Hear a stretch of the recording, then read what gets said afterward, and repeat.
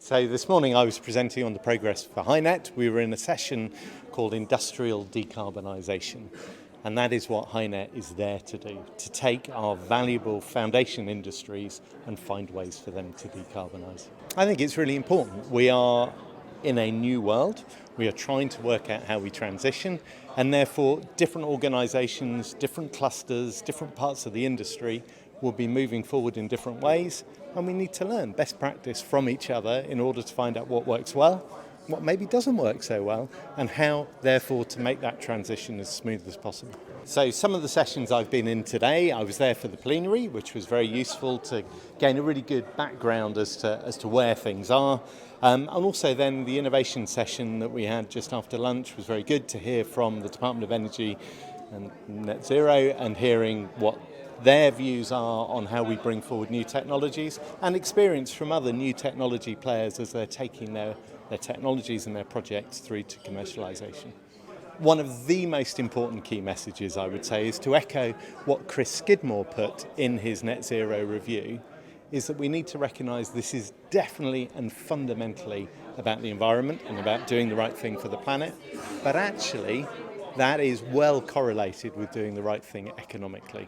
So globally, we are moving to net zero. Those companies, those projects, those countries who make progress on how they are going to transition to net zero will gain an economic advantage over those that don't, and therefore it is in their economic interest as well as the interest of the planet. So I think there is a really interesting question as to how we manage the transition from where we are today to where we're going to be in the future. So if I give you an example, the UK is leading the way in offshore wind, and yet if you look at the proportion of our total energy that we are using, currently it's about 2 to 3% of our total energy is from offshore wind. That will grow to 10% over this decade, which is fantastic. There's still 90% that needs to be dealt with. We rely on the fossil industry to do that, but it is unacceptable to keep emitting CO2 from that. So the fossil industry has a role in understanding how it can manage that transition to decarbonise through that process. So things like carbon capture and storage will be key, and they have the experiences, the capability and the drive to enable us through that transition.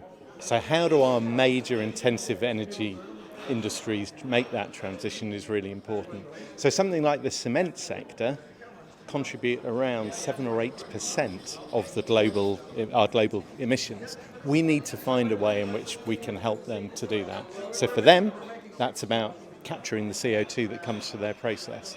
Other major industrials that have high temperature heat, for example, for them, often a low carbon hydrogen makes sense as they transition from a natural gas fuel to a low carbon fuel, and that tackles the issue they're looking to address.